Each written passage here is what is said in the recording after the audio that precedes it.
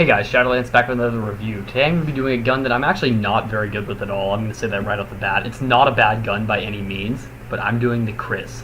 Not the Spec Ops, just the Kriss.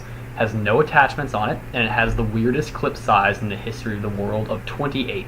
Now, I don't know anything about this gun in real life, but for combat arms, 28 is weird. I don't know if they were trying to copy a real life version or what, but I know I start off the game doing pretty well, but I don't do nearly as well with it as I would like to have, and I only play Oil Rig, and I know it's a very short review of just over 6 minutes, but I really am not very good with this gun, so I did not want to stick with it for that long.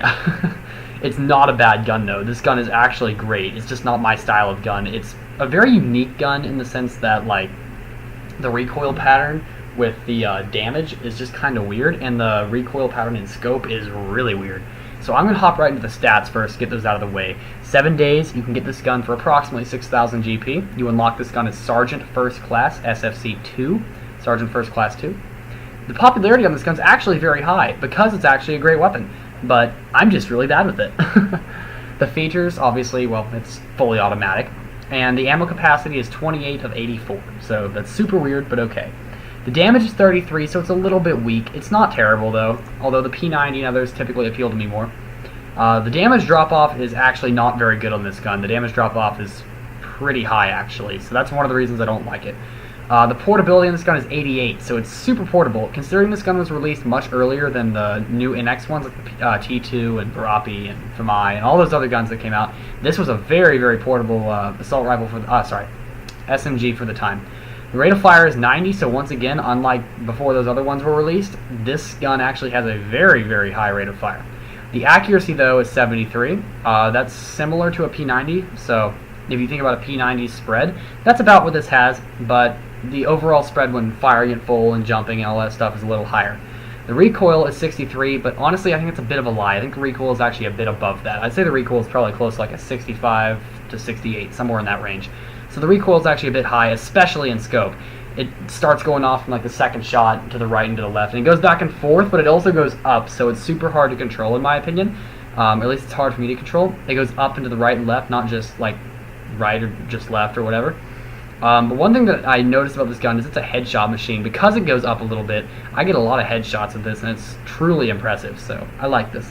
The actual in real life name of this gun is the TDI Vector. But the combat arms name of this is obviously the Kriss. There is an NX standard version of this called the Kriss Spec Ops. And the Epic version, which came out very recently, is dual Krisses called the Orthus. And it's probably what I'd say, I would not hesitate to say it's the best gun in the game, in my opinion, or guns in the game. It can outdo just about any SMG, although it cannot obviously have a scope, and you can't tap with it. I don't think there's another close quarters weapon I would rather have than the Orthus, followed by the dual Scorpions. The only problem with the dual Scorpions is the spread is much higher than the Kriss. The dual Kriss is the Orthus.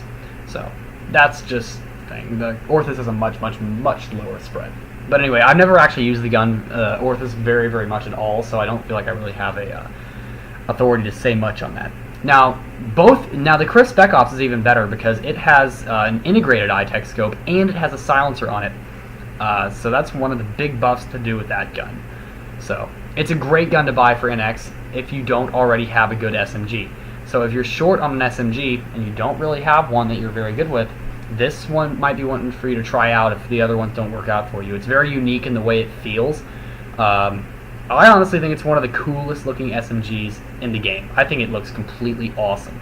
So it looks like a Scorpion, sort of, in my opinion. That's what I always kind of pictured it as.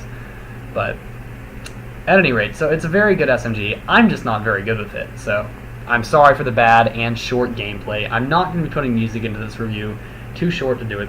But anyway, it does the same damage, just a little bit of trivia.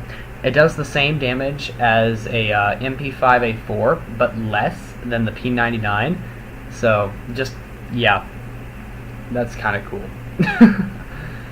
So, anyway, that's just including the damage drop-off and some other things. At any rate, so it is known to be one of the best SMGs in the game. Has a very fast fire rate. It's on par with the Uzi for fire rate, and it's typically a very strong 4-shot kill at the appropriate range. However, it can be a 5-shot if you're a little bit too far away. And with only 28 shots per magazine, not the standard 30, those 2 shots can sometimes downgrade you for what you need. But anyway, so I don't have a whole lot more to say about the gun. I think I'm just going to say tacos. I think I just made Sniff happy when I said that. Whew.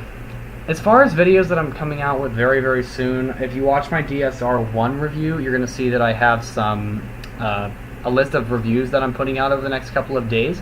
So if you guys would be willing to check that out, you could go ahead and just see what I'm putting out. So that's going to be my sneak peek. I'm just going to point that out.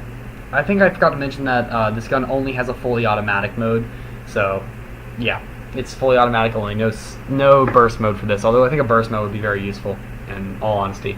And it is customizable with a suppressor and a magazine, although not customizable in the Gun Emporium. So that's also a little bit different. Honestly, I think that an extended magazine too, which brings you up to a 43 ammo, he just ran right into my nade, which brings you up to 43 shots per mag, is pretty good. I would actually suggest doing that. But anyway, I don't have a whole lot more to say about the gun. The review is wrapping up here.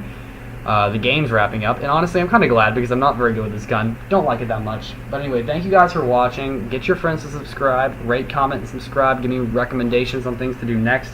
I give a shout out in my Mac 10 review to a friend of mine who sent me a FS 2000 review, so you'll be seeing that soon. Thank you guys for all of your help and support. Rate, comment, subscribe, and Shadolance out.